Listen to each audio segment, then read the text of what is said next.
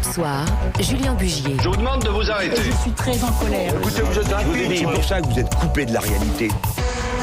Nicolas Bouzou qui est à mes côtés en studio. Bonsoir Nicolas. Bonsoir. Alors ce soir, vous revenez évidemment sur les États-Unis qui restent, dites-vous, une superpuissance mais qui décline.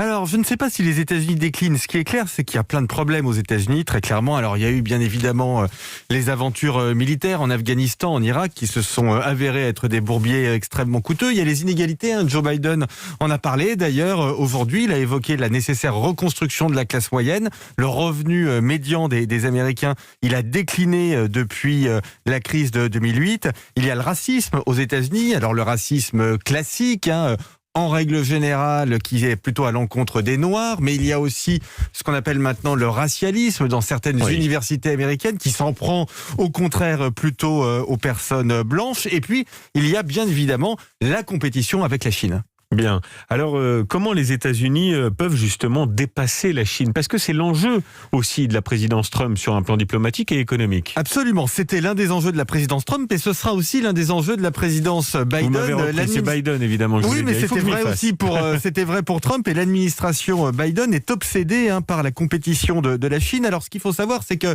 le poids de la Chine et des États-Unis dans l'économie mondiale, aujourd'hui, c'est à peu près le même. C'est 15% du PIB mondial. Alors, bien évidemment, ça diminue plutôt pour les États-Unis alors que ça a eu tendance à augmenter pour la Chine. Vous savez, Hubert Védrine, dans les années 90, avait forgé ce concept parlant des États-Unis. Ministre des Affaires étrangères. Voilà, d'hyperpuissance, c'est-à-dire une puissance qui dominait tout. Aujourd'hui, il n'y a plus une hyperpuissance, mais il y a deux superpuissances qui sont en compétition, d'autant plus que derrière cette compétition économique et technologique, il y a aussi la compétition en réalité entre deux modèles. Le modèle chinois du capitalisme totalitaire et le modèle américain de la démocratie libérale. Et l'histoire a montré que la géopolitique s'accommodait assez peu de deux puissances qui sont en compétition. Mais aujourd'hui, Nicolas, pour conclure, les États-Unis restent quand même économiquement supérieurs à la Chine. Mais oui, alors ils restent économiquement très puissants, ils restent technologiquement très puissants. On l'a vu avec les GAFA, ces entreprises, Amazon, Facebook, Apple, mais on pourrait ajouter aussi Airbnb, Netflix, qui dominent le monde et qu'on a du mal à réguler en Europe. Tesla, bien évidemment, SpaceX dans le domaine spatial.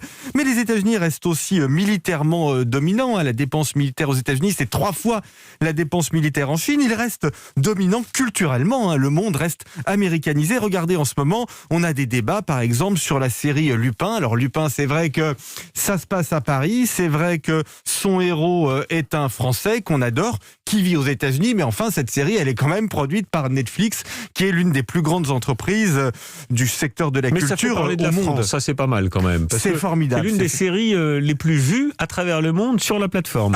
Absolument, et c'est forcément aussi une bonne chose pour la France. Et puis dernière chose, les États-Unis restent un pays très vivace du point de vue démocratique, parce que ce que l'on a vu pendant la présidence Trump, c'est que tous les contre-pouvoirs, le Congrès, la justice, les médias, l'opinion publique, avaient très bien fonctionné. Donc je ne dirais pas que les États-Unis sont une puissance qui décline. Je pense que ça reste une très grande puissance, mais une puissance qui change. Et on verra ce que donnent les 4 ans à venir, évidemment, de Joe Biden. Merci Nicolas pour cette carte.